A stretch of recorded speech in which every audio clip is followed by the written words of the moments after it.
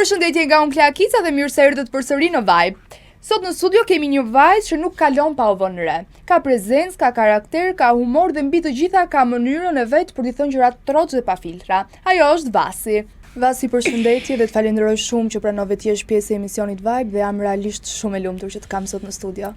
Unë jam shumë e gëzuar që jam këtu sot me ty, sepse që ke i gocë fantastike dhe më pëlqen shumë se je shumë e thjeshtë. Vasi, dua ta nis me një pyetje që shumë jam kurioz. Kush është Vasi pa rrjetet sociale? Do me thënë ne të njohim vetëm nga rrjetet sociale. Po. Për të gjithë ato që nuk të njohin. Vasi është vajza më e thjeshtë që mund të keni njohur ndonjëherë. Unë jam kjo që jam, kudo që jam. Jam njësoj si në rrjetet sociale, si në jetën time të përditshme. Si ka nisur rrugë ti myt si blogere? Unë se quaj veten time blogere, mirë po në të paktën për aq sa shfaq në rrjetet sociale, ka nisur nga biznesi, nga nevoja për të rritur biznesin tim, në fakt, edhe gjeta një formë marketingu, pak ndryshe nga të tjerët, dhe kështu. A e ke pritur që të kesh kaq komunitet të madh ndjekësish? Jo, të them drejtën, nuk e kam menduar ndonjëherë. Nuk e kam menduar asnjëherë, sepse ndonjëherë njerëzit kur shtiren ose kur janë ata që s'janë marrin më shumë vëmendje se sa kur janë vetvetja, edhe nuk e kam menduar. Ti gjithmonë në rrjetet sociale shfaqesh vetvetja. Unë jam vetvetja, si rrjetet sociale, si këtu, si në shtëpi, jam njësoj. Po para gjykime ke marr? Shiko, ne hasemi për ditë me njerëz që na paragjykojnë, jo vetëm unë, kushdo. Mirë po, mua më është regjur lëkura dhe nuk më bën më përshtypje. Do me thënë nuk ndikohesh nga komente negative? Fare, zero, as pak. Nuk, të vetëmat persona që unë ndikohem janë vetëm 4 pjesëtarët e familjes time dhe nuk ndikohem nga asnjëri tjetër. Ti ke dhe biznesin tënd. Po. Dohet të di se sa e vështirë është të jesh edhe sipërmarrëse dhe të krijosh këto kontentet që i hedh në rrjetet sociale, si e menaxhon? Shiko, nëse ti vërtet e do punën që bën, ty nuk të lodh asgjë. Mua nuk më lodh puna ime, edhe nëse punoj me orë gjata nuk lodhem fare, të drejtën. Kur ti e bën me qef, nuk ka lodhje. Menaxhohet kollaj fare. A ke pas ndonjëherë një moment vështirë në jetën tënde? Gjithë kemi pasur momente të vështira në jetën tonë. Ke menduar që ta lesh ndonjëherë dhe rrjetet sociale, padyshim që ti zhdukesh fare. Ua, rrjetet sociale i lesh sot unë, se kam problem fare. Është gjëja më e vogël që ti ke folur hapur për peshën tënde. Po. Si e ke luftuar këtë lloj sfide, le të themi? Unë nuk kam pasur kur problem peshën time. Unë kam qenë 60 kg përpara disa viteve. Kam qenë peshën time më të mirë, edhe mora shumë kile për një periudhë shumë të shkurtër kohore. Ama nuk është se kjo ndikoi tek mua, personalisht tek unë. Unë ndihem shumë rehat me peshën time, me veten time. Nuk më shqetëson asgjë, nuk kam komplekse si njeri. Mirë po, komentet e njerëzve familjarët, jo po duhet të dobësohesh, po bëj pak për vete dhe thash, po e bëj për shëndetin, jo për të dukur mirë, por për shëndetin. Edhe nuk e di, ju e keni parë që unë kam bërë balonin gastrit, kam qenë 86 kg kur e nisa, dhe për 3-4 muaj shkova tek 72 kg. Tani jam me 72-73, lëvizim her pas here, se janë dhe këto pushimet e verës. Mirë po, më kanë ndihmuar goxha. A ishte vendimi i lehtë apo ke pasur frikë? Ishte shumë e vështirë. Vendimi ishte i lehtë për të marrë. Se unë nuk kam frikë nga gjërat. E bëjmë, them. Mirë po, procedura, mbasi mbaroi procedurën, ishte pak e vështirë. Si gjë, sepse stomaku yt duhet të mësoj me balonin, ai është një gjë e huaj që hyn në trupin tënd. Kështu që nëse dikush do që ta bëj, duhet ta pyesi bythën mirë. Sepse nuk është aq e lehtë sa duket, mirë po të ndihmon goxha, edhe nëse është parsore për ty që të biesh në peshë, unë mendoj që duhet ta bësh patjetër. Çfarë do t'u thojë vajzave që ndjehen të paragjykuara nga pesha e tyre? Të mos e vrasin mendjen fare, nëse janë rehat në lëkurën e tyre, askush tjetër nuk ka punë. Tani do kalojmë te një temë mjaft interesante që ti ke folur, por unë dua të flasësh edhe pak këtu tek unë. Kalojmë tek lidhja me Malokun. Kjo marrëdhënia kaq toksike. Nuk është marrëdhënie toksike, s'ka qenë kur toksike. Si është? Nuk është toksike. Çfarë marrëdhënie ka qenë, çfarë të ka mësuar? Unë dua të di se pse publiku mendon që ka qenë marrëdhënie toksike ose pse është marrëdhënie toksike. Nga ajo që ti ke shpreh. Ke thënë. Unë nuk kam thënë asnjëherë që ka qenë toksike. Unë kam shprehur dashuri. Okej. Çfarë të ka mësuar kjo marrëdhënie? Më ka mësuar që njeriu duhet të jetë tolerant, i duruar edhe të doj pa kushte. Kjo marrëdhënie është mbyllur ndërkohë? Është mbyllur. Po. A beson në dashuri pas kësaj marrëdhënies? Besoj në dashuri. Po, besoj. Besoj edhe jam njeriu që i them të gjithëve, shpresoj që të kaloni dashuri si të mijat në jetën tuaj. Kaq të bukur ke dashurinë? Po. Pse i ke kaq të bukur? Nuk e di pse. Sepse njeriu kur i merr me pozitivitet gjërat, me çiltërsi edhe pa interes, mendoj që gjithmonë gjen të duhurin. Në fakt unë doja të di dhe jam shumë kurioze pse vendose ta bësh publike marrëdhënien me Malokun. Në fakt nuk është se vendosa ta bëja publike. U bë. E bëra pa menduar, siç bëj çdo gjë tjetër në jetën time pa u menduar. Do të pëlqen guximi të bësh çdo gjë pa menduar, do të kesh super shumë guxim. Nuk është guxim, është budallik. Guxim budallaj. Po. Ti je tip që fal. Un jam tip që fal, po varet se për çfarë. Malokun e ke fal ndonjëherë? Për çfarë? Për ndonjë gabim. Si është gabimi që i ke fal Malokut? S'ka bërë gabim ai.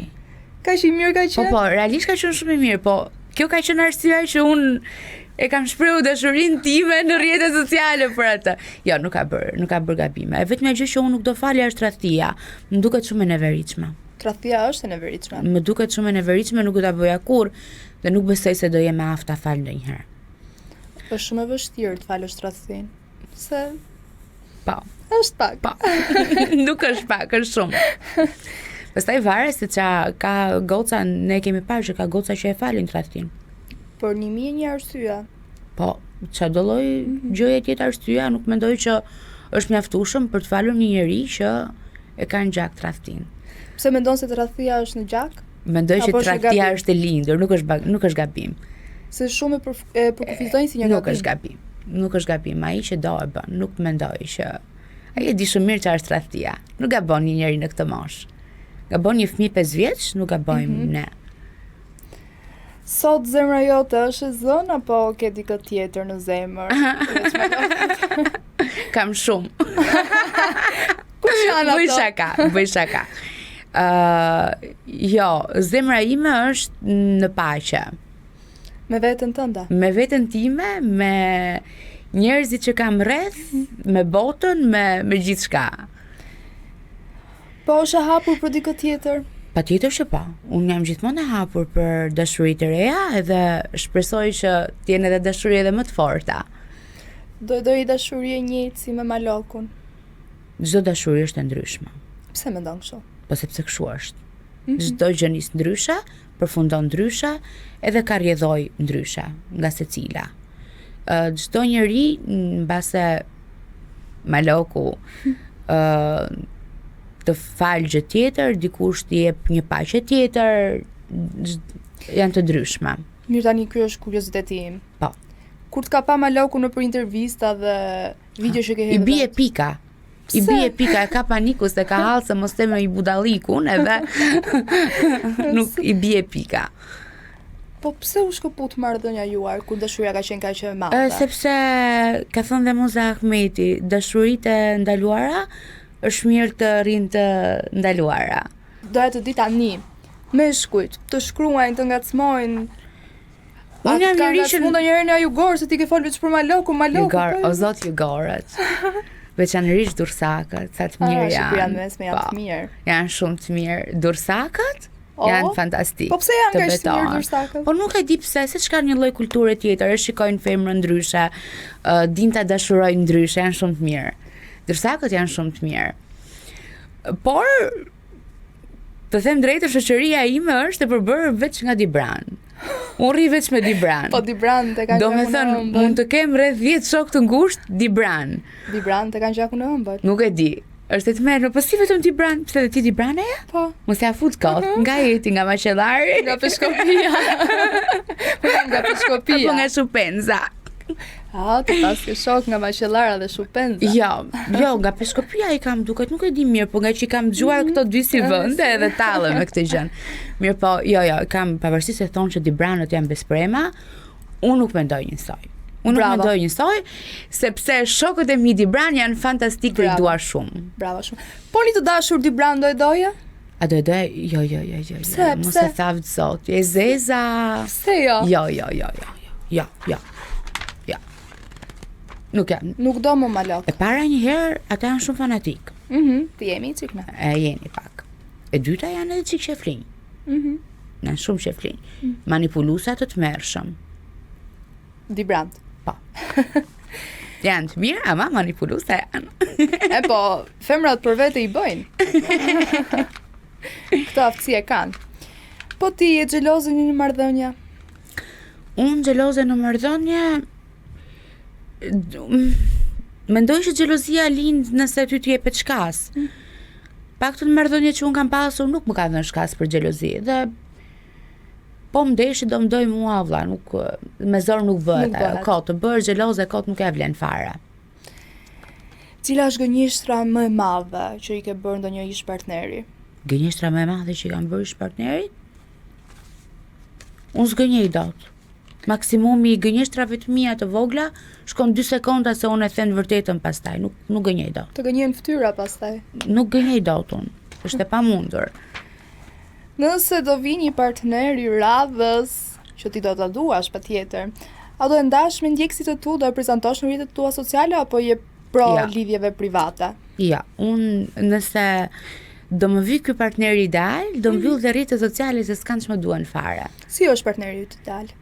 Po virtyti që unë shikoj është sinqeriteti, asgjë tjetër, sepse shoca goca që flasim për materializmin, sikur të mos ishte asgjë, dhe nuk to vajzat nuk e kthejnë thikën nga vetja, që të mendojnë që nëse ja bëjnë vllajt të tyre këtë gjë, një femër, si do ndieshin ato, se vetë duan ta bëjnë kështu. Dhe mua nuk më pëlqen as pak kjo gjëja. Kështu që vetëm gjë që unë do doja që ai të ketë është vetëm të jetë i sinqert me mua dhe të ketë një familje të mirë. Edhe të jetë punëtor. Dhe të jetë punëtor. Nëse ka këto 3 virtyte, po ka familjen e mirë dhe këto 2 të tjerat, gjithçka tjetër zgjidhet.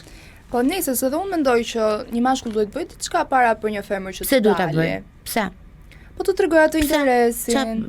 Jo, nuk jam. Unë nuk mendoj që interesi tregohet duke të dhënë diçka ai përpara. Jo, as unë jam dakord me këtë. Po. Unë them me sjellje. Me sjellje, po. Me sjellje jam shumë dakord, ama unë kam debate të vazhdueshme tavoline me vajzat kur më hapin këto lloj temash, do të thënë, po ikni se s'dalun me atë se çka ka bërë ai për mua, po ai s'njeft çfarë do të bëj për ty. Ku e di ai, me sa të tjerë fleti.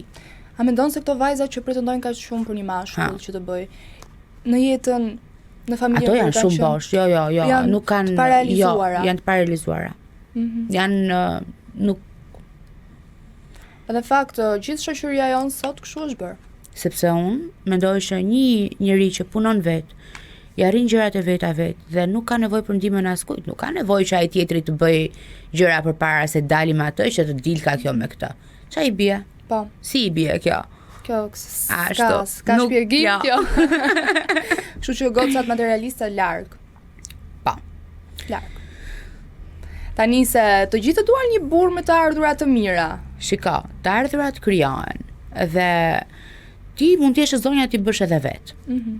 Nuk ka asgjë të vështirë, do vetëm pak vullnet, do dhe dëshirë pune. Nëse ke dëshirë pune, më beso që Zoti t'i sjell të gjitha përpara, ta hap rrugën vet. Me që jemi të vullneti i punës dhe tek dëshirat, cila është ëndra që nuk e ke realizuar ende? O, sa ëndra kam unë, pa ato të mijat janë shumë të mëdhaja, dhe janë shumë të çuditshme, dhe janë ilegale, nuk thuhen këtu.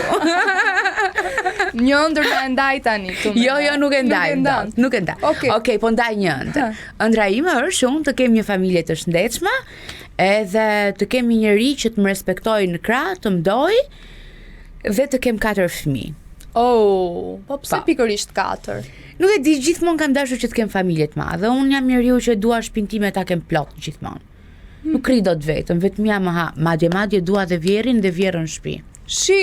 Po, Shi qa nusja. po, i dua në shtëpi. Do me thënë ka kështu nusësh akoma në 2026-ën. Po patjetër që që ka. vjerin vjerën. Po muaj, sigurisht që ka. Bravo. Po ne kështu jemi rritur, nuk e di si e rritur ti, po ne në familjen tonë kështu jemi rritur. Më thënë, ne nuk mund të t'i thoshim një fjalë më tepër gjyshes, apo dajës, apo tezës që i kishëm afër. Jemi mësu ndryshe. Tani pse duhet bëjmë sikur kemi lind Paris? Kemi lind Paris. Po. Normalisht se edhe kur ka vjerën në vjerin shtëpi është i benefit, kupton? Patjetër që është benefit, do dalësh me burrin ti. Po. Tak, lë kala majt aty. Shpëtove. Do ikësh nga puna e lodhur ti. E ke Bravo. drekën gati. Po, hajt mos e dreka, nuk është ndonjë gjë e madhe atë, e sistemoj vetë për 5 Po, minuta, unë jam gjithsesi, super guzhinjere. Ku e sheh veten pas 5 vitesh? Unë kam një gjë që unë kur nuk parashikoj dot. Do të thënë nuk e mendoj dot veten time ku do jem, por do doja shumë që t'isha këtu ku thash. Nëse do jepje një vajzë një këshill, çfarë do të jepja?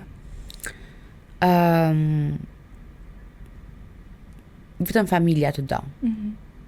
Askush tjetër. Mos shikoni shoqërinë, mos besoni shoqa, mos besoni askën tjetër përveç familjes, sepse askush përveç atyre nuk do ta japi dorën. Tani kam një pyetje. Po. Për lidhje serioze. Cili çun do ishte më shumë për lidhje serioze? Tani kam 2. Jo, pas kam më shumë se 2 alternativa. Okej, e para është çun veriu i fort, kokë fort, por të mban afër. Çun Tiranës, social, modern, por ndoshta shumë i shpërndar. Çun jugu, romantik, flet bukur, por mund të jetë pak aktor. Çun nga Kosova, familjar, pak burr me rregulla. Ti s'më le asnjë opsion mua përveç të parës. Nuk më le opsione. Se ai Jugori i bie që ishte kurvar. Ky Tiranës i bie që harxhon shumë kohë me shoqërinë. Është i shpërndar. Është i shpërndar, ky është i hallakatur. Ky s'është për ty aty në shtëpi. Çe do ti këtë? Për t'i parë atletet e dera shtëpisë? Ja. Ky kosovar shumë larg. Larg. Nuk e di, nuk kam pasur shef ndonjëherë të njoh. Ja. Nuk i paragjykoj. I duam shumë kosovarët, mirë po unë nuk e shikoj veten në Kosovë të martuar. Nuk se Kosovë se shikoj. Ja. Në veri edhe shikoj me thënë drejtëm, mirë po, si dihet. Ti e shikoj më shumë nga Durrësi. Durrës. Veri Durrës. Kalojmë këto të dyja. Po edhe Tirana nuk është se edhe çuna Tiranës janë shumë të mirë. Të mirë janë, po janë një çik të shpërndar. Të gjithë? Allegro. Po mirë, Allegro le tjeta, i s'ka problem. E ke qefit çik aventurier? Aventurier në ç'kuptim?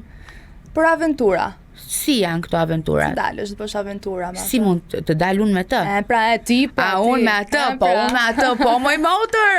Ke qef aventurat. Unë me atë, po moj motor. Do me thënë rrim prap të veriu, po tjetë edhe pak kokë fort. E ke qef ti shumë kokë fort, shkon shtëpi. Ja, nuk e kam qef kokë fort, se unë jam vetë shumë kokë fort. Edhe mua më duhet një njeri që të më toleroj pak, të më duroj pak. Kështu që kokë fort nuk e dua, shumë me muskull dhe muskull tjerët nuk i dua hiç. Unë dua një njeri me trup normal, ose pak. Pak me bark? Me shumë bark. Me shumë bark? Po, se kam problem. E ke qefa shumë? Po, se këta janë shumë të mirë për të kadëlluar, dhe unë vdes të kadëllohem. Ai, sa, po tjetër, çfarë të pëlqen tjetër për të barkut? Të i mashkull? Ja, se bësha ka nga pamja fizike nuk i shikoj fare, nuk më bën fare përshtypje, nuk kam kështu dashuri me shikim të parë. Nuk më ka ndodhur kur. Po tërheqje fizike kur. Po s'më ka ndodhur kur. Po pse? Po nuk e di pse, unë kam një lloj tipi shumë të veçantë. Nuk e di, unë dashuroj vetëm kur shoh që ai më do mua. Nëse unë shoh që ky njeriu më do dhe e ndjej unë dashurinë atij, unë vetëm atëherë mund të dashuroj. Në të kundërt është e pamundur. Le të ketë fizikun, le të ketë ç'të doj të ketë ai. Tani do kalojmë. Sa bukur dukem aty. Yll fare me këtu. Unë thash që ti je më e mirë dhe për të gjithë ato që do ta ndjekin këtë intervistë kaq të bukur, vasi është më e mirë live se në kamerë dhe rrjete sociale. Faleminderit. Unë thash wow, vasi që ka më e mirë. Me vërtet? Për zot. Tani kemi tjetër. Po. Për shoqëri, cilat çuna janë më të mirë si shok? çuna. Jo, prit se A kemi kështu? Aha. E pas kemi kështu. E pra, është tip Hajde. kështu kuici. Di branët të bëjnë për të qeshur, por të thumbojnë. Elbasan lind të qetë, të thjesht, praktik. Dursakët, relaks, det, humor. Fjerakët, lushnjarët, direkt pa shumë poza. Fjerak lushnjar iksin. Sa iksi? Nuk pëlqejnë fjerakët. Bëjnë magji. Jo. Po ça? Mendoj që janë shumë mashtruesa. Nuk ka pëlqyer kur. Dibranët janë shok shumë të mirë, unë e thash. Kam shumë shok dibran, kam shok ngusht. Pastaj çfarë ishte tjetër? Elbasan lind të qetë. Elbasan lind të nuk i thjesht, du hiç, praktik. po ha. Dursakt. Dursakët po, i duam. Janë relax, det, humor. Ajde dursi. Më të shment, por më pëlqen. Tani. Cili tip çuni të nervozon, por prap ka diçka që të tërheq? A. Ai që komandon shumë, ai që të bëhet xheloz, ai që zhduket e kthehet sikur s'ka ndodhur gjë, E zeza. ai që flet pak, por kur flet godet. Ai që flet pak, po kur flet godet. Te i dashurit. Cila është gjëja që ta arcaron më shumë, por ndoshta është arsyeja pse s'duhet të jesh e mërzitur. Tek ai që s'kam? Që ke pas. Tek ai që kam pas, atë s'dua ta llogaris fare unë. Tek ai që do kem basa. Që ta vida ai. Gjëja që më acaron? Kur s'më jep vëmendja. Kjo është e vetmja gjë që më acaron. Dua vëmendje. E meriton vëmendjen. Si e do vëmendjen? Çfarë lloj forme e don? Që të kaloj kohë me mua, që të më shkruaj gjithë ditën dhe të më thotë çfarë po bën, a ke ngrën, a ke pirë, a ke fjetur, a ke punuar, a u lodhe. Po e meriton mi. Kaq dua unë. Kaq dua unë, s'kërkoj shumë nga jeta. Kaq. Këtë ditë se që ka kaq shumë e vështirë të gjej njeriu e duhur. Veç kujdes. Tani, cilit tip do t'i fusje flamurin e kuq? Po. Tip mashkulli, se ndoshta u shprehem gabim. Tani, Flamurin e kuq, kam një shokun, ai e ka emrin Geri. Geri do t'i fusja flamurin e kuq, për Se, shembull, Geri? sepse Geri është skandaloz. Geri po vetë 40 vjeç që s'ka gjetur grua akoma, sepse është i padurueshëm, është i po ky që ka tmerrshëm. problem të përçunat, jo Po, vetëm për ky është vajzat. i tmerrshëm. Tani, Geri, turojmë qeshnusa.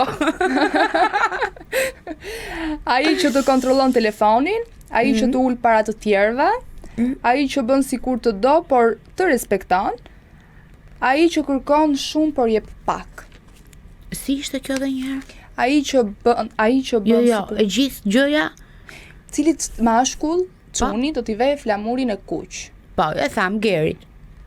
Ai Tipi si Geri, domethënë. që nuk gjenusa. Po që është i tmerrshëm, se është i padurueshëm. Okej, një tipi që nuk është i padurueshëm. Atëherë, tipi mashkullit që të lë më shumë gjurmë. Ai që të mbron, ai që të sfidon, Aha. ai që të dëgjon, ai që të bën të ndihesh më e bukur se ç'je. Ai që më dëgjon. Ke primari që të dëgjoj, Po. po ai që të respekton. Po ai që të dëgjon edhe të respekton.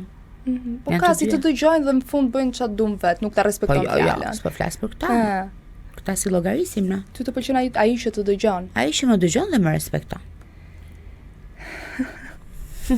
Kalojmë tek çuni veriut. Pra, aty ngelëm. Pash qametur me këtë verion. Tek çuni veriut, specifikisht tek maloku. Vazhdojmë. Çfarë është më tipike tek ai? Un kam të drejtë, ti s'do dalësh aty, un s'jam xheloz, por thjesht po pyes. Se shpreh dashurinë, por e kam me zemër. Po ai ka ikur më motër. Vazhdojmë me një malok tjetër. Okej, maloku imagjinar. Ne i kam marrë. Okej, maloku imagjinar. Ma thuaj edhe një herë të pyet. Okej. Na ka bërë dëm Amsterdami, na ka djegur trurin. Atëherë është. Un kam të drejtë, Po, ti s'do të dalësh aty. Po. Un s'jam xheloz, por thjesht po të pyes. Se shpreh dashurinë, por e kam në zemër. se shpreh dashurinë, por e kam në zemër. Ti do ta shpreh dashurinë? Nëse ai e ndjen dashurinë për mua, nuk ka nevojë ta shpreh fare. Bravo. Edhe kjo është e bukur. Çuni me ego. Kategoria tjetër. Cila krahin sipas teje ka çuna me ego më të madhe? Vlora, Tirana, Veriu, Kosovë. Vlora. Gropën këtu, Vlora. Vlora. Vlora. Vlonjate jam. Vlora. Pra. Çuni romantik. Po.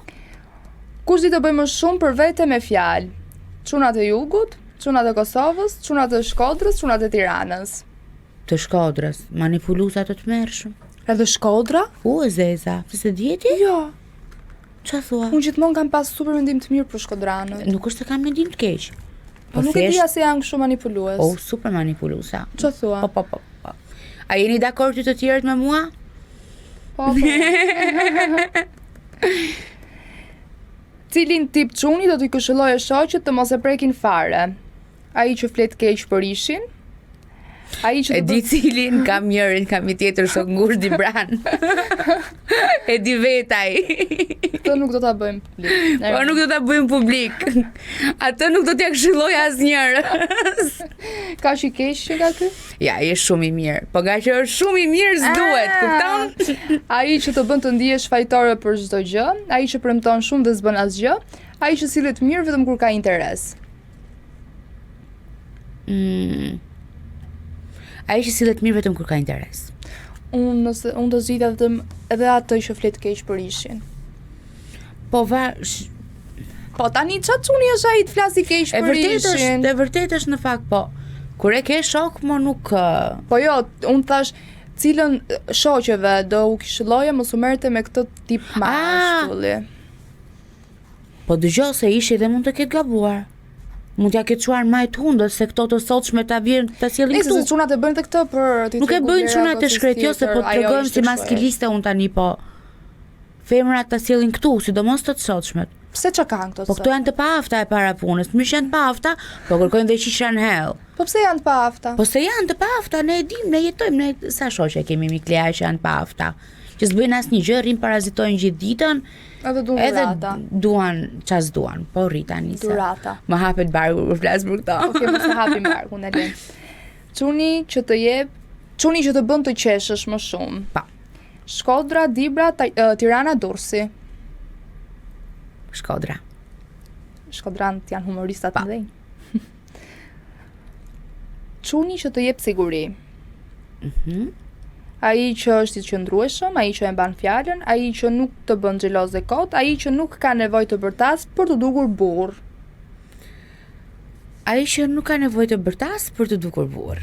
Pse zgjodhe pikërisht këtë? Sepse unë mendoj ai që mba fjalën. Po edhe kjo është, po më shumë jam te kjo tjetra, sepse ata që bërtasin dhe gërtasin dhe bëjnë zhurmë. Zhurma më e madhe bëhet në qetësi. Cit. Vasi. Jo, unë faktikisht unë e dua që në një marrëdhënie të dallohet kush është burri, kush është gruaja, vëlla. Bërtasi çik burri ndonjëherë, ose ta japi urdhër më shumë. Nuk e di, unë kështu e dua. Ja, unë me të vërtet? Jo. Me mua vritesh ashtu. Unë nuk bëj mbrapsht. Unë jam dhe shenja demit, nuk bëj mbrapsht. Dem. Po ti çfarë shenjë ishe? Yxheresha. E zeza. Në horoskop. Cili çun të lodh? Ai që do vëmendje gjithkohës, ai që bën viktimën o zot, ai që është xheloz për çdo gjë, ai që të do por nuk di të sillet. Ai që më do por nuk di të sillet. Ky më streson, më shkatron sistemi nervor. Si për shembull, si mund të sillet ai që të do por nuk di të sillet? Po ai të do dhe bën si langaraq pastaj. Kota. Kupton? Dhe ti se kupton të do apo s'të do ai, dhe ty hin në dilemë me veten tënde dhe thua, a më do apo s'më do? Dhe pastaj vazhdojmë në historira të tjera që nuk. Ja. Po ti një mashkull xheloz, po xheloz, ama xheloz, do e doj njëtën tënde? Nuk e kam. Jo, nuk do ta doja. As xhelozin nuk do ta doja. Çik xheloze duam. Po tani se po s'u bë çik xheloz ai s'ka kuptim. Unë mendoj se pastaj unë për atë gjë jetoj. Unë jetoj për intriga në dashuri. Je intrigante. Jo, nuk jam intrigante. Ama vdes të fus në një spic kështu her pas si tak. Nga cilat lloje? Në spicy one. Si për shembull. Për shembull, një sekondë se s'po ta hap telefonin se kam dalë, ndërkohë unë s'dal kur, Ti kupton? në shtëpi. Dhe duke qenë se unë nuk dal kur, do thot ai, "Ua, ku ka dalë kjo, s'po më hap as telefonin", kupton? Dhe shtohet interesi. Bëj shaka. Kështu shtohet interesi. Nuk shtohet interesi, Jepi pra mirë po një thjesht më këshill pëlqen që t'i jap një lloj Gjithë ngjyre vajzave. lidhjeve. Si mund ta shtoj interesi? Për zotin, nuk ka gjë që ja shton interesin një mashkulli, ajo e ka ose ka. Me zor nuk bëhet dot. Jo, unë mendoj që Edhe mos duhet u t'jesh ngjit. vetvetja. Po, ti jesh vetvetja dhe mos Ti u jesh ngjit mashkull. Jo, dëgjoj pak. Ti s'mund ta mbash dot veten, jo. Tu match mos u bëj, pas mos u shtir sikur nuk do t'i shkruash. Po tu duash t'i shkruash, shkruaj më mirë, se sa të thuash jo, po e lën se mos I duket këtij sikur po I vete nga mbrapa. Po e ndjeve bëj o vlla. Po jo më shumë se ç'takon. Nuk unë mendoj që aq sa e ndjen të takon. Secili e ka ndjeshmërinë relative. Cila është çmenduria më e madhe që ke bërë për Kam bërë dashurinë? shumë çmendurira për dashurinë unë. Hajher. Unë kam bërë shumë çmendurira për dashurinë. Sepse unë kam një lloj tipi që unë po dashurova, unë t'jap shpirtin. T'jap shpirtin edhe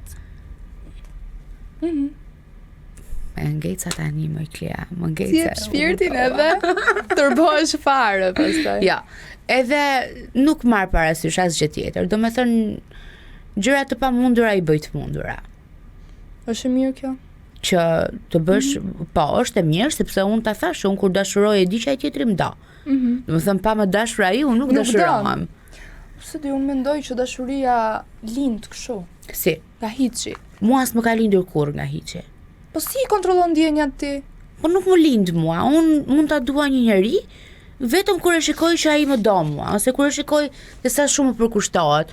Shikoj detaje shumë të vogla, sikur edhe për kujdesin ndaj qenit tim. Unë kam një qen që quhet Tushe, që e dua shumë. Ai, pse se mori qenin? Po ajo kishte kthyer këtu përmbys. Dhe kështu po, e. dhe kishte marrë gjithë vëmendjen Tushja pastaj.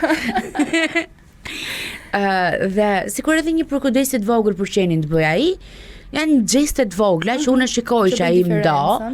Dhe vetëm ashtu mund të filloj të kem ndjenja dhe ndjenja rritet pastaj. Vetëm kur e shikoj që më do. Unë nuk mund të dua kurr ose të fiksohem me një çun nëse nuk shoh që ai nuk më do.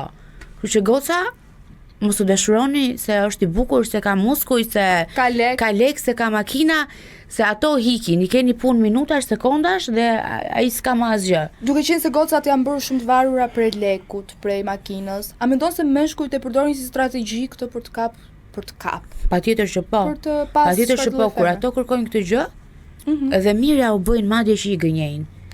Shumë mirë u bëjnë, se ka plot raste që I gënjejnë, I thonë, "Jo, po kam këtë makinë dhe drejtë se s'ka asnjë lloj makine." Po aq mirë u bëjnë, se ti kur nisesh që në fillim me interesa kundrejt këtij njeriu, ta dish që asgjë nuk do të ecë mirë. Dhe harroje se ka përfundim. Kur interesi në lidhje asnjëherë. Më pëlqen që I ka që drejt për drejt dhe nuk mendon fare se sa vajza mund të keni natë tani në këtë moment. Ose më plas fare sa më kanë natë mua.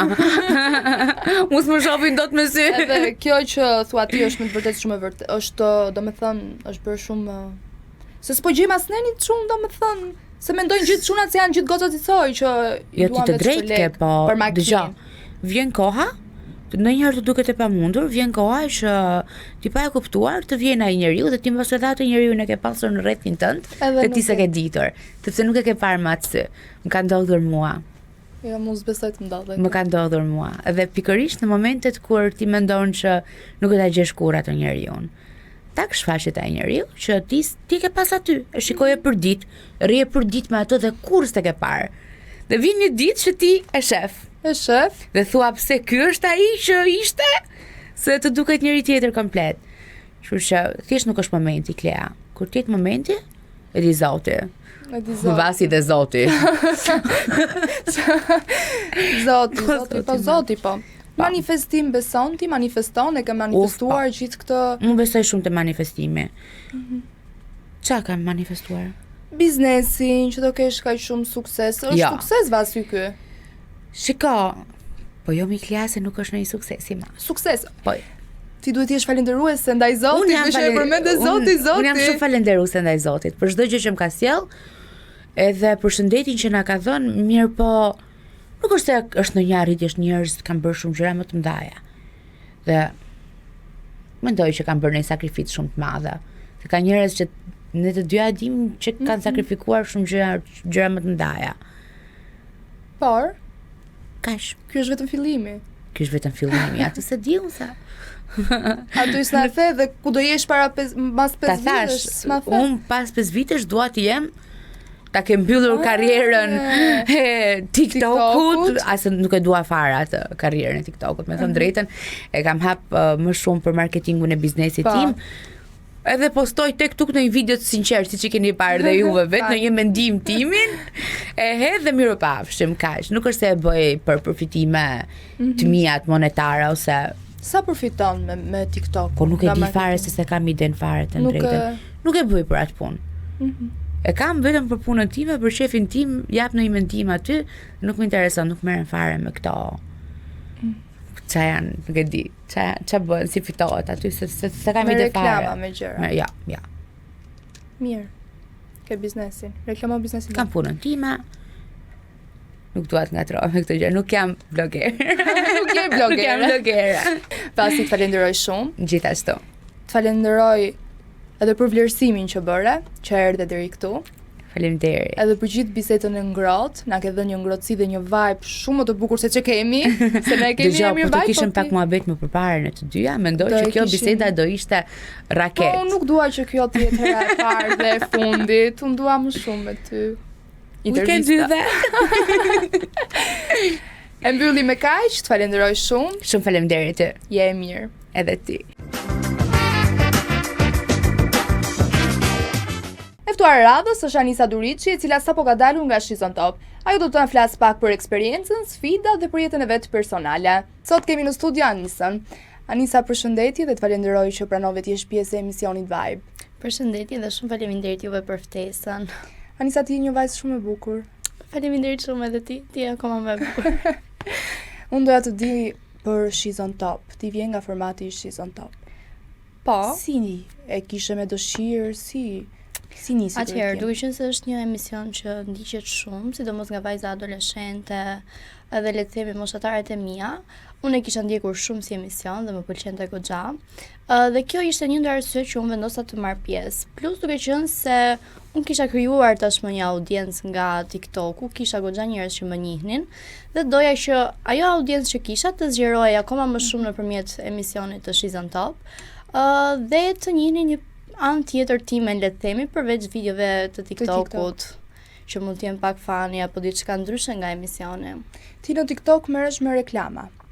Po, bëj bashkëpunime, bëj content për profesionin tim si estetiste, bëj më tepër video, le të themi, për shef, gjëra gocash. Si nisi kjo dëshira jote për të bërë video për shef në TikTok? Dhe e prisje që të bësh një wow në rrjetet sociale ku ti je e njohur? Të them të drejtën, jo aq shumë. Unë kam bërë video që e vogël që 14 vjeç. Madje akoma më e vogël, kam një video akoma në TikTok kur kam qenë 9 vjeç, që bëja make-up për festën e abetares. Po ta shohin njerëzit atë, është e sigurt që do më bëjnë meme, po megjithatë unë kam bërë meme vet, para se të bëjnë tjerë. Ke problem memet para gjykimit, jo, jam mësuar të them të drejtën, se edhe në Shizon Top, në momentin që jam eliminuar, edhe kur isha në emision, jam gjykuar jashtëzakonisht shumë për ecjen time, për mënyrën se si qëndroj. Por doja t'ju them që jo çdo gjë është ashtu siç shikohet në kamera. Është vërtet që unë e di që ecja ime nuk ishte aq perfekte dhe aq shumë e mirë, por njerëzit duhet të kuptojnë që përveç asaj që është në kamera, ka diçka tjetër shumë më të madhe mbrapa, dhe patjetër që arsyeja sepse postura ime dhe ecja ime nuk ishte aq mirë, është për shkak të një problematike shëndetësore, të cilën nuk është se doja ta përmendja në emision që të dukej si justifikim apo viktimizim, por në një moment të dytë edhe mund ta them. Mund ta thuash këtu tek ne. Okej. Problematika që unë kam është skolioza, madje qershori është muaji i ndërgjegjësimit të skoliozës.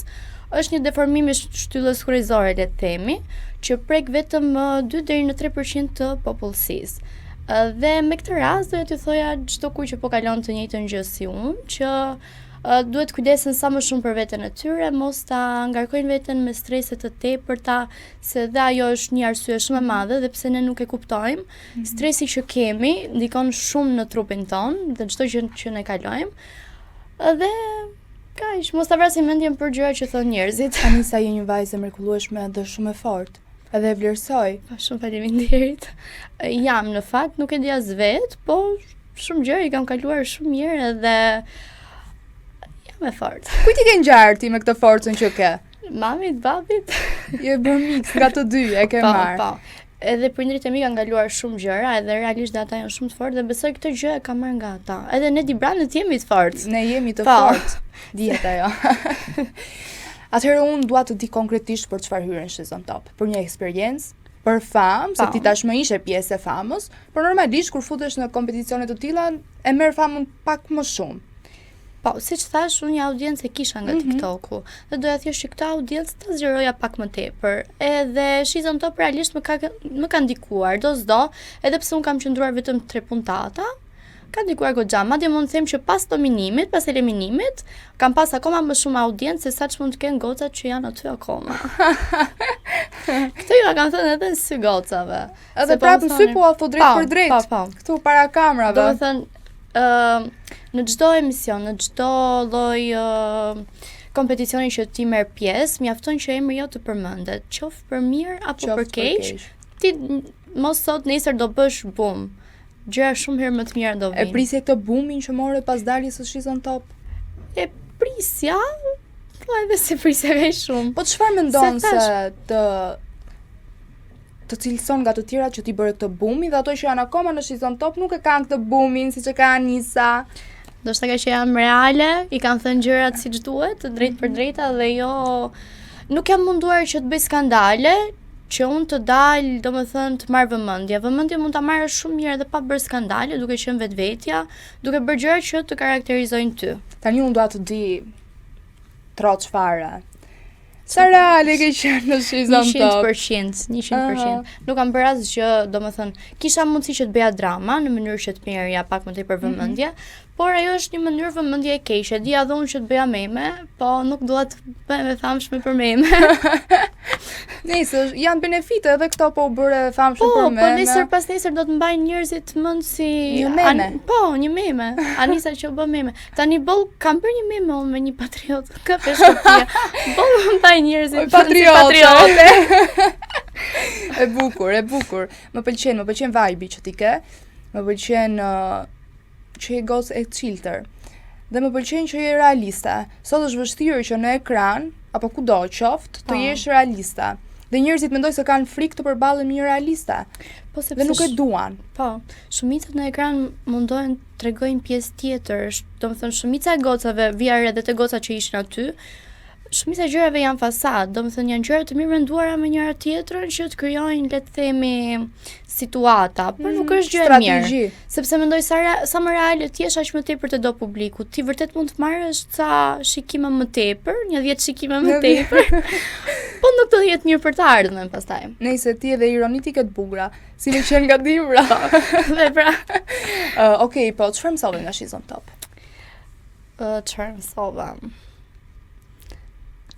Pra që duhet jem reale, sa më shumë. Mos krijoj situata që nuk duhen, mos futem aty ku mua nuk më takon. Që mos të dal nga vetja, po. Nëse edhe po doli nga vetja, të dalësh brenda kornizave është normale. Po, brenda kornizave jo ta teprosh që të dilja unë keq. Ti ke ditë të lozësh. Po. Po, do më thënë dua të di, cila ka qenë eksperienca jote më e bukur dhe më e keqe në Shizon Top? Një eksperiencë tepër të keqe nuk është se kam pas, të them të drejtën. Unë e kam shpreh aty që nuk është se isha për modeling apo për Miss, nuk jam për modele, se për modelja duhet jetë gjatë. Unë jam 1.60. Po ti je e bukur, i përmbush. Po, prap, edhe gjatësia është një kriter për modele. Domethënë, unë shkova thjesht për eksperiencë ndryshe. Unë jam një person që duhet provoj sa më shumë gjëra në jetën time. Dhe kjo ishte një nga ato gjëra që e kisha me qef me kohë që ta provoja, dhe thash, okay, pse jo, mundësit i kam, pse mos ta provoj. Familja të mbështeti? Si e ka parë rukëtimin tënd? Po, familja ime, edhe pse ti brande, i kam shumë të mirë dhe realisht më suportojnë për çdo gjë dhe doja t'i falenderoja pafund. Jam shumë e fat që i kam, edhe patjetër që i dua shumë, sepse normalisht ka dhe goca që nuk e kanë suportin nga familja, edhe realisht më vjen shumë keq. Por unë shqyqyr Zotit e kam pas, edhe i kam krap për çdo gjë që unë dua të bëj. Që një fëmijë të ketë familjen pas, shtyll, Po. që të ndjek ëndrat e veta. Po, sepse ke akoma më shumë kurajo pastaj për të vazhduar. Ç'bëhet me gocat e She's on Topit? Ke marrë dhënie me ndonjërin? Nuk është se flas të drejtën, edhe ato që flisja më para, unë nuk jam tip që krijoj shoqëri, edhe aty nuk doja të krijoja vetë shoqëri, normalisht i mbaja raportet shumë mirë me të gjitha gocat, se s'doja të krijoja debate, shere kot pa lidhje në televizion. Por një farë shoqërie jo, sepse nuk është se ja vlen aq shumë, jo të gjitha ishin aty ku jam, nuk e kishin atë kapacitet, si thuash. Janë goca të mira, për aq kohë sa kam kaluar me to, ja kam kaluar shumë bukur, por për shoqëri nuk është se kam krijuar diçka. Është shumë e vështirë të krijosh shoqëri në një program, Po, plus që është kompeticion, që normalisht jenë është konkurrencë. Po, jenë konkurrencë me njëra tjetrën. Kush ishte rivalja jote më e madhe aty? S'kisha rivale, unë të lutem shumë. Po, kush mendon se e meriton? Tani nuk do të përmend Që është emra, aty? që mos i japim vëmendje. Okej. Domethënë nuk e meriton asnjëra. Jo, se ka goca që janë shumë të bukura, edhe e meritojnë, që të jenë pjesë e atij emisioni. Ka goca që japin shumë. Aty ke pas dhe një Dibrane Edhe pse. tjetër. Po! Jo, kemi shku shumë mirë, madje para ca ditësh e takova është shumë e mirë. Domethënë unë flas me gocat, jo se s'flas fare. Po shoqëri kështu nuk kam. Ne po e pash në rrugë, normalisht që do i flas, qa se s'do bombe. bëj siguri nuk i njoh. Me Dibrane tjetër është Giselda. Po, Që shumë ne është Dibranet shkojmë shumë komentuar. mirë kështu. Është komentuar shumë si Po, arrogante. është komentuar shumë, po nuk është. Domethënë paktën me mua nuk ka qenë ashtu. Se dhe gocat e tjera domethënë ju dukej ashtu, po unë mendoj si të sillesh me njerëzit. Ashtu ta kthejnë. Edhe ne Dibranet jemi pak drejt për drejta. Po, është Sa mirë. durojnë shumë, po. Po, si të Plus edhe duan. nga origjina nuk na Përfillin nuk na shumë. kanë shumë Po, qef. si të duan. Ne jemi të mira. Tëmbla, Shumë. shumëtore. Po, pak të egra, po s'ka gjë. Po të shije gërsia ka Po, të duhet. lezetin e vet. A është fama aq e bukur sa duket nga jashtë Anisa? Është të sjell shumë benefite, sidomos për gjëra që ti do të arrish në jetë, të sjell goxha benefite. Domethënë është shumë gjë e mirë. Pas daljes nga ekrani, a ndjeve se njerëzit nisën të trajtonin më ndryshe? Për mirë, Për Po. mirë, për keq, po, për mirë po. për mirë, ka Edhe benefit. gocat që kisha shoqe më para vazhdon duke më shkruajt. Se zakonisht Si gocat janë xheloze kur të shohin se je mirë nuk të shkruajnë. Edhe janë njerëzit e tu që të komentojnë negativisht gjithmonë. Këtë e kam Po. vënë re, domethënë, që kur kam hedh videon e parë që unë do isha pjesë e She's on Top, Nuk të uruan. jo, fare, qa urimi mi, fare, qa është kjo Zero zero, jo. Fisi. Ishin, fisi po, ato të afërmit, po them për shembull goca që unë Po. kisha shoqëri, nuk është se, madje edhe ato që kisha shoqëri kur futa te She's on Top i vazhdon të kështu, nga Silia normalisht, nuk është se Tu hap në Instagram fake. ajo dihet. Me çfarë do komentojnë tani ato me Instagram? Po, është shumë, domethënë është e turpshme. S'mund ta quajmë të turpshme se secili ka karakterin e vet, po domethënë mos Po. mbështesi femra femrën është Po, kulmi. shumë gjë, ulët, Sot është shumë e po. vështirë gjejmë një shoqë apo dikoj që të mbështesi. Po, më Bëhet tepër, fjalë po. për gjininë femërore. Më tepër të suportojnë goca që ti as nuk i Nuk i njeh fare, njeh. se sa Bravo. goca që ti ke shoqë që ke kaluar shumë kohë me to, apo Ehe. e vërtet a hidhur. A mendon se reality show japin famë më të shpejt? Më të shpejt. Se në drejtën unë më tepër fam ose audiencë kam pas nga TikToku. Më tepër aty e kam bërë atë booming kështu. Edhe goca që më njihnin, domethënë më tepër nga TikToku. Edhe kur jam fut aty, të gjitha goca që ishin pjesë e She's on Topit më kishin parë në TikTok, edhe unë realisht u kënaqja shumë. Është mirë ajo. Po, është Të kam parë diku. kur të njohim, po. Nuk po e them se shumica e njerëzve mendojnë që është si mendje madhësi apo ku Jo, diun. absolutisht. Po është gjë shumë e mirë kur ti takon njerëz edhe ata thonë që ty të kanë parë diku. Domethënë ata të kanë ndjekur, Edhe ta krijon që thonë. kanë po. Se ka dhe nga ato që të kanë parë. Edhe ju ke edhe lënë një kush është përshtypje kjo? të mirë përderisa të kanë mbajtur Po. mend. Ka dhe nga ato që të shikojnë e thonë, po kush është kjo? Po, Nuk e patjetër njoh. ka pas edhe njerëz që për shembull më kanë parë në TikTok edhe kur më kanë parë live më kanë parë gjithë natë. Sikur çfarë ju kanë bërë. Çfarë u ke bër? Unë jam shumë e mirë, nuk bëj gjë. Je angjëllore ti. Jam gjë. Ti Anisa, e heqimi të She's on Topin tani? Heqim. Se jemi te vibe. Po. Edhe na ndiqni. Vibe me Klea Kicën. Ti je estetista. Po, kam 4 vite tashmë që bëj këtë profesion. Çfarë të shtyll të merresh me këtë profesion? Të them të drejtën, ka ardhur si diçka shumë spontane. Kam qenë 17 vjeç në atë kohë kur kam zbuluar. Kam qenë duke kërkuar për fustan mature në atë periudhë dhe pash një njoftim që kërkonin estetiste. Unë dija që të bëja thonjt në atë kohë. I dija akoma po nuk merrem me to.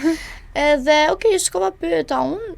Ishte puna e parë, nuk është se kisha nevojë të punoja, por që i kisha vënë vetes synim që gjatë verës do punoja, se që shtyja dhe si çdo moshatar, po.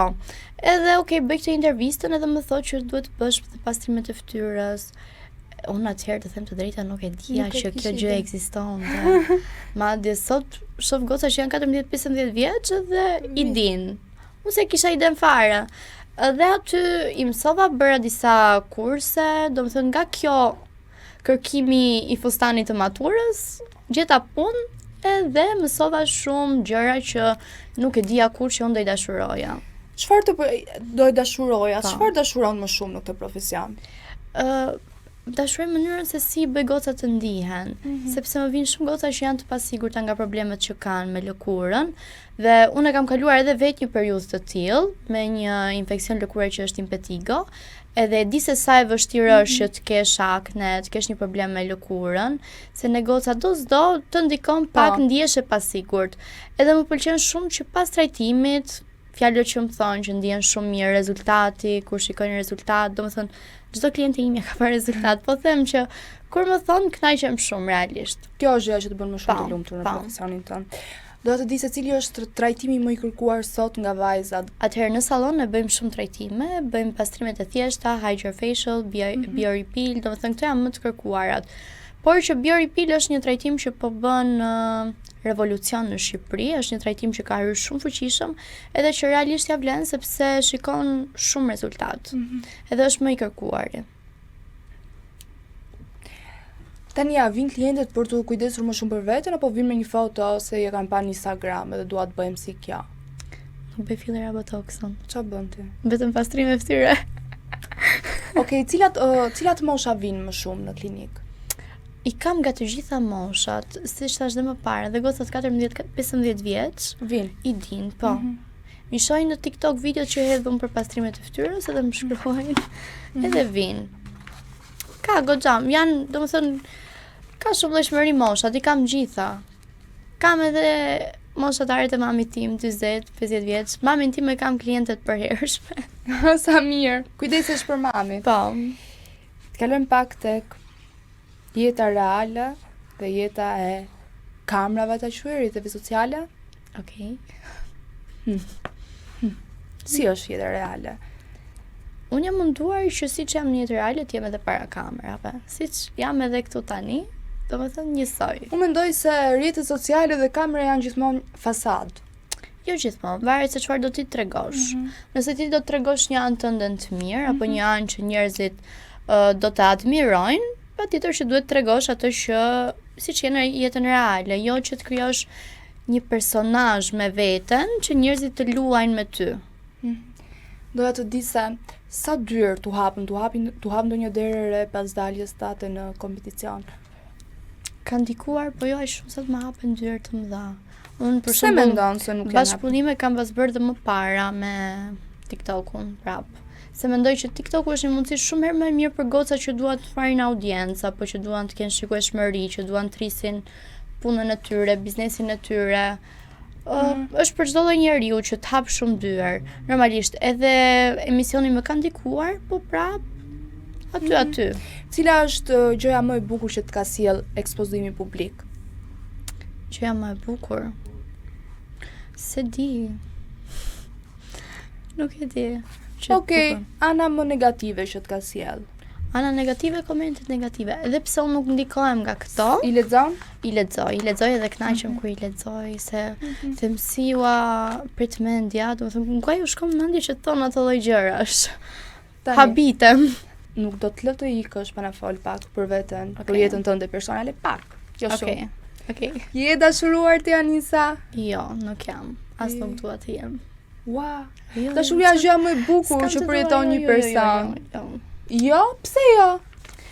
varet se si të vjen, po nuk mendoj që jam gati. Dua të bëj shumë gjëra para se të dashurohem. Edhe të gjej njeriun e dur normalisht. Unë mendoj se dashuria vjen kështu në moment, nuk është kur ti jem gati unë të dashurohem. Çfarë të bëj unë e shketa? Pas ke pas eksperiencë të keqe më duket dhe s'beson në dashuri. Nuk besoj, se edhe kam dëgjuar shumë histori tani ç'as bëjnë. Ç'a bëj? Edhe prandaj nuk besoj. Po tradhira, gjëra.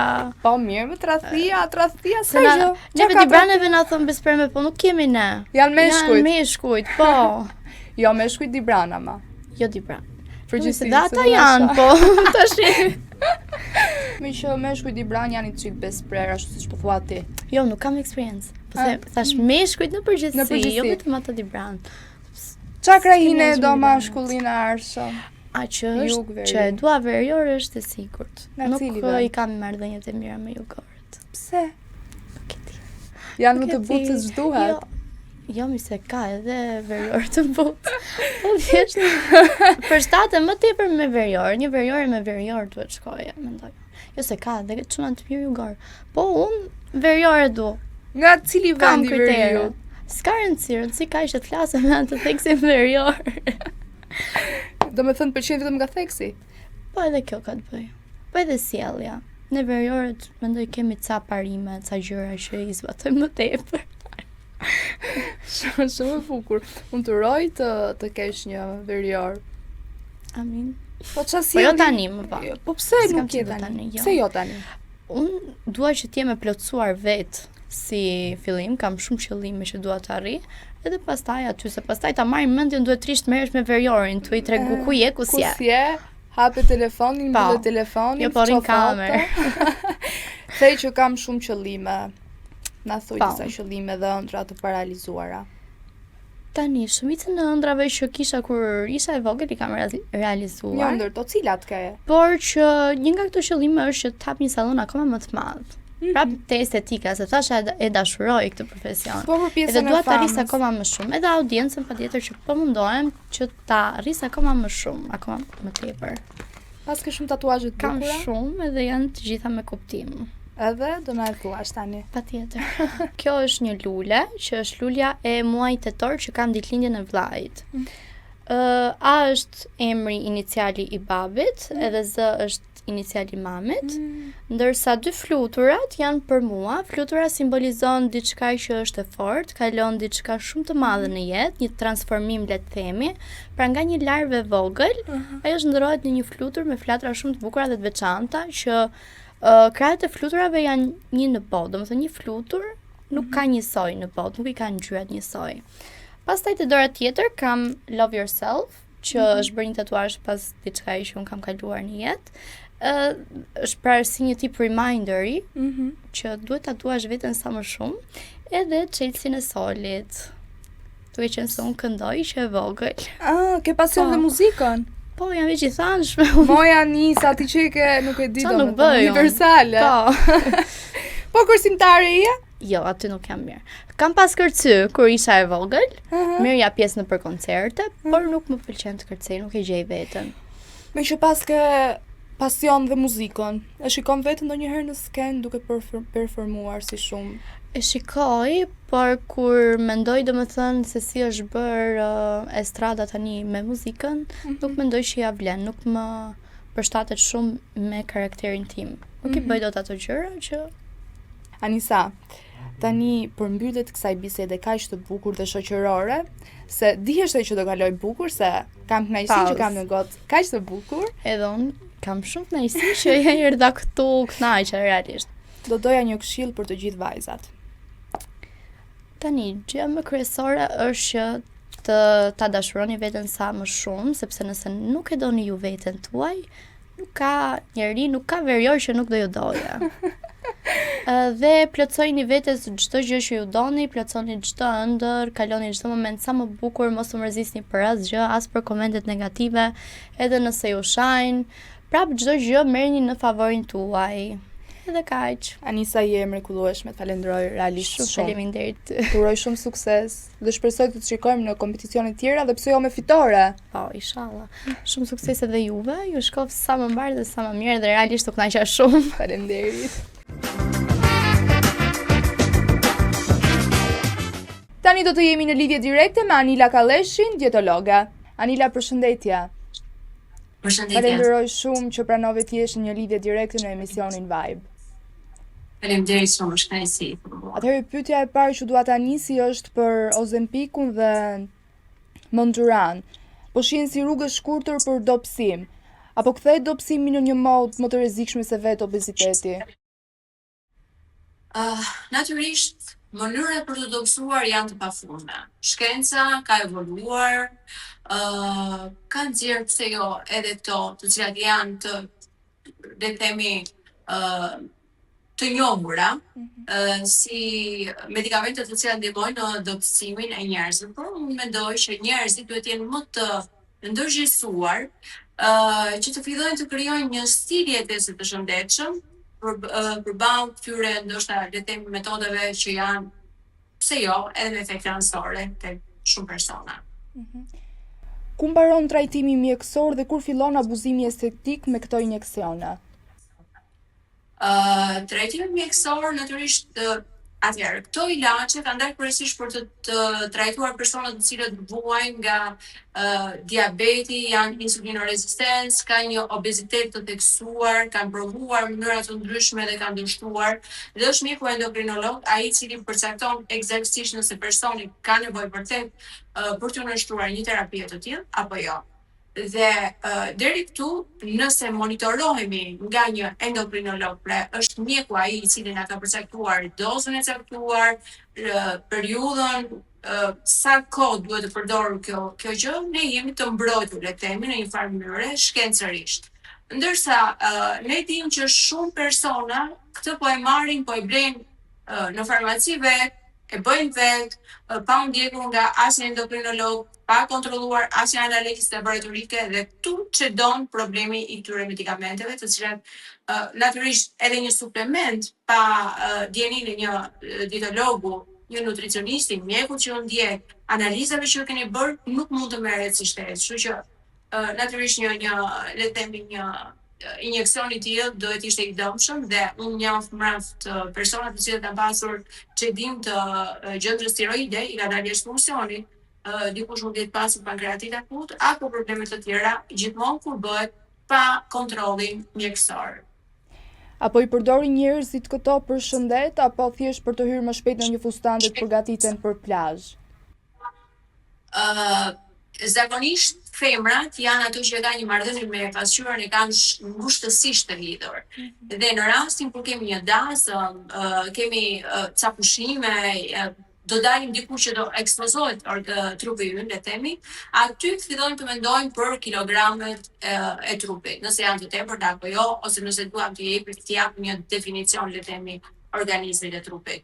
Por tek meshkujt është pak më ndryshe. Tek meshkujt në rast se i përballje me një sëmundje, një patologji, pra një hipertension, një le të themi një problematik, një marrje mendsh, një diçka që e ka çuar drejt mjekut, dhe nëse mjeku i thotë që prit se ju jeni mbi peshë, duhet të mbisni peshë, atëherë ata fillojnë të ndërgjegjësohen dhe fillojnë të humbasin peshë. Pra, në krahasim, nëse meshkujt marrin një mendim ose një vendim për të rënë në peshë në momentin që përballen me një patologji, femrat janë ato që përballen me pasqyrën dhe ose ka një event, ose ai fustani i famshëm që nuk i bie ndoshta, kërkojnë që të humbasin peshë.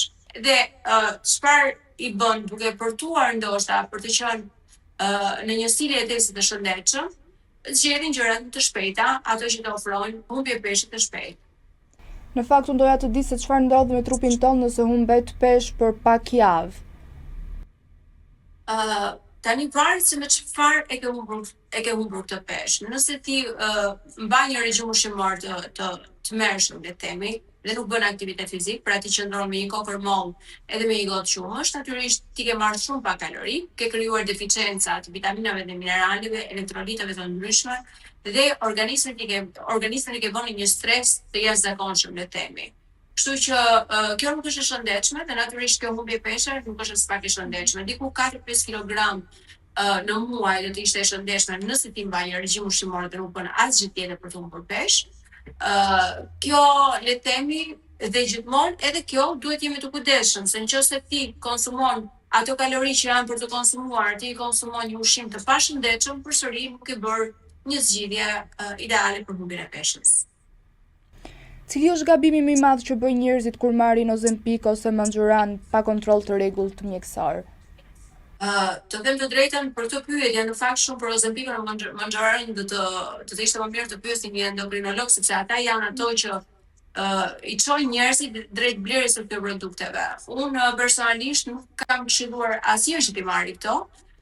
E thash vetëm në rastet kur vërtet është shumë e nevojshme dhe personi ka një mbipeshë të theksuar, ka një obezitet të gradës 3 le themi, dhe përveç kësaj ka dhe patologji të ndryshme, si sëmundje kardiake, diabet, hipertension, insulinororezistencë, bluzore policistike. Në këta persona duhet jemi shumë të monitoruar me analizat laboratorike për të parë nëse kemi ndonjë problem të mënçisë apo të një disfunksion ndoshta jo të shëndetshëm të mirë të veshkave, dhe pastaj të marrim vendimin me okejin e endokrinologut për të vazhduar apo jo. Por të jeni të sigurt të diçka.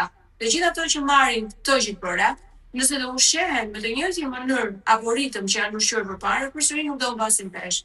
Ose mund të kenë një rënje 4-5 kg në muajin e parë dhe pastaj do stopojnë sepse nuk arrin të mbasin peshën atë çfarë atë kërkojnë. Në fakt unë doja të di se a ka raste kur duhen ndaluar menjëherë këto barna dhe cilat janë shenjat alarmante që nuk duhen injoruar. Atëherë thash dhe më përpara, është shumë e rëndësishme në rastin kur ti vendos që të trajtohesh me ilaçe të tilla, është shumë e rëndësishme të marrësh një vlerësim mjekësor, por gjithashtu edhe analiza laboratorike të detajuara, të cilat tregojnë që gjendja jote aktuale mund të përballojë një trajtim të tillë. Dhe në rastin kur natyrisht është e monitoruar nga një mjek endokrinolog, por dhe analizat laboratorike tregojnë që gjithçka po funksionon shumë mirë, ne jemi okay. Por në rastin kur ne kemi një dalje të funksionit të tiroides jashtë funksionit, por gjithashtu mund kemi një pankreatit akut, mund kemi një le të themi të vjedha, gjendje të fikti, dopsi muskulare, sepse studimet po tregojnë që në përdorimin e Ozempicut sjell humbje të masës muskulare shumë, por gjithashtu edhe humbje të dëndësisë kockore. Kjo ndodh për arsye sepse njerëzit që trajtohen për një kohë të gjatë me këto medikament, ndoshta duke mos u ushqyer ashtu siç duhet, mund të krijojnë ndoshta deficiencat e caktuara, të cilat humbasin kryesisht masë muskulare, por gjithashtu edhe dëndësi kockore. Nëse një person dobësohet me injeksione, por nuk e ndryshon stilin e jetesës, çfarë ndodh pasi i ndërpret? Personi mundet edhe që të mos ndryshoj fare në peshë nëse vazhdon me të njëjtin ritëm. Natyrisht në rastin kur ne fillojmë të marrim këto medikamente, është shumë e rëndësishme një regjim ushqimor i shëndetshëm, i cili do të fokusohej kryesisht në konsumimin e proteinave, që janë shumë të rëndësishme për të mos humbur masë muskulare, por gjatë gjithë kësaj periudhe të trajtimit me këto medikament është shumë e rëndësishme edhe stili i jetesës. Aktiviteti fizik, patjetër që do të ishte një ndihmës shumë e mirë për të mbajtur konstante masën muskulare të personit, por gjithashtu edhe për të ruajtur shëndetin tonë. Aktiviteti fizik, sasia e lëngjeve të konsumuara do të ishte përsëri një zgjidhje shumë e mirë, pa haruar gjumin dhe menaxhimin e stresit, të cilat janë një ndër faktorët kryesorë të një stili jetese të shëndetshëm. A është e vërtetë që shumë persona marrin përsëri kilogram sapo të ndalojnë trajtimin? Efekti jo i dietave patjetër që njihet, si në rastin kur ti mbaj një regjim ushqimor ose një dietë të tmerrshme, por edhe në rastin e marrjes së këtyre medikamenteve. Por edhe në rastin e ndërhyrjes kirurgjikale, ndoshta të zombimit të stomakut apo çfarë do lloj gjëje, nëse ti i kthehesh stilit të vjetër të jetesës, pra të ngrënë duke konsumuar ushqim të bollshëm, të pakontrolluar cilësisht dhe sasia e tij, patjetër që timi i peshës do të jetë shumë shpejt prezent. Apo krijojmë një brez që nuk don më dietë, aktivitet fizik apo disiplinë, por vetëm kërkon gjilpërën magjike? Jo, unë mendoj kjo është individuale, ka mjaft njerëz të cilët janë të ndërgjegjësuar dhe bëjnë shumë aktivitet fizik, ushqim shëndetshëm, madje kërkojnë dhe gjërmojnë që të gjejnë ushqime sa më të papërgjësuara, sa më të papërpunuara, sa më afër realitetit. Por natyrisht ka edhe nga ato të cilët ndoshta për pamundësia financiare ose pamundësia kohore i shtyn të ushqejnë me ushqime të shpejta. Ka edhe nga ato të cilët janë koshient për gabimet që bëjnë dhe mund të konsumojnë pije energjike, lëngje me gaz, me ngjyrosës, aromatizues, sheqer pafund. Kjo mund të jetë si arsye ndoshta një patologji që mund të ketë, një vezore policistike ose një insulinorezistencë. Natyrisht ta persona i kategorizon ose i çon drejt një ushqyerje e cila është e pasur në karbohidrate, jo më kot piramida e re ushqimore që u miratua nga qeveria e Trump kohët e fundit. Ishte një përmbysje shumë e qartë e konsumimit të karbohidrateve. Pra konsumimi i karbohidrateve duhet të zhvilluar në mënyrë të theksuar dhe dhënia prioritet proteinave së bashku me perimet të cilat janë ushqime të shëndetshme për organizmin. Cilat janë rreziqet më të mëdha për vajzat e reja që nuk janë obeze, por përdorin medikamente vetëm për të rënë 5 deri në 6 kg? Çdo kush është unik dhe natyrisht mënyra e reagimit të çdo personi ndryshon nga një person tjetër, por në varësi të patologjive dhe problemeve që mund të ketë një person i cili ka prezencë të inflamacionit në organizëm, prezencë të sëmundjeve kronike, prezencë mund të jetë prediabetik, mund të jetë diabetik, mund të ketë probleme me kolesterolin, me sëmundjet kardiake. Këta persone janë më të, le të themi, e kanë më të dukshme problematikën që i shfaqet në momentin kur humbasin peshë në mënyrë jo shumë të shëndetshme. Sa i rrezikshëm është kombinimi i këtyre barnave me dieta ekstreme, do me thënë agjerime të gjata, palestra intensive, apo dhe suplemente doktrini? Në rastin kur dikush merr të humbas peshën në një mënyrë shumë të shpejtë brenda një kohe shumë të shkurtër dhe natyrisht bën gjëra ekstreme, le të themi, në të njëjtën kohë ti ke marr këtë medikament, por paralelisht me atë ti bën shumë aktivitet fizik, le të themi 5 orë në ditë, dhe mund të rish ndoshta me shumë pak ushqim. Kjo e kalon organizmin në një stres të jashtëzakonshëm, duke i dhënë një mbingarkesë organizmit. Natyrisht organizmi ynë ka një memorie dhe kjo memorie është e përditshme. Pra, ajo çfarë ti ke memorizuar për një kohë të caktuar, një kohë të gjatë të caktuar, pra ti ke konsumuar të njëjtin ushqim, brenda ke ngrënë 5 vakte ndoshta, ke qenë në natyrë inaktiv, dhe ti lëshohesh të bësh diçka brenda një kohë shumë të shkurtër, por në një intensitet shumë të fuqishëm, patjetër që është një stres i jashtëzakonshëm për organizmin dhe për organet e veçanta, zemra mbingarkohet, veshkat po ashtu, mëlçia po ashtu, janë të gjitha ato organet të cilat marrin një kolpo shumë të fuqishme dhe natyrisht dëmtohen. Më shumë se sa problem fizik, a mund të kthehet në një problem psikologjik? Personat të cilët janë mbi peshë dhe obez, natyrisht kanë probleme shumë psikologjike. Ne e dim tashmë që bullizmi është një ndër, le të themi, gjërat të cilat i shqetëson shumë të persona, duke ja vënë në dukje her pas here njerëzit mbi peshën, obezitetin. Dhe janë njerëz të cilët ndoshta mbyllen shumë në vetvete ose përpiqen që të mos konsumojnë ushqime në prezencë të miqve, sepse gjithmonë janë ata njerëzit që tregojnë me gishtë që konsumojnë shumë ose bëjnë gabime ose nuk kanë qenë të kujdesshëm për veten. Por në fakt mbi pesha nuk duhet të penalizojnë shumë çdo vend. Jo çdo kush është fajtor për mbi peshën e tij. Kuptohet sot ne jetojmë në një botë shumë të vështirë, në një botë shumë të egur, ku përdorimi i hormoneve të shumta tek mishrat patjetër që ndikon në mbi peshën e çdo personi. Po kështu edhe tek perimet dhe tek frutat. Këto hormone kanë ndikuar shumë në shtimin e peshës.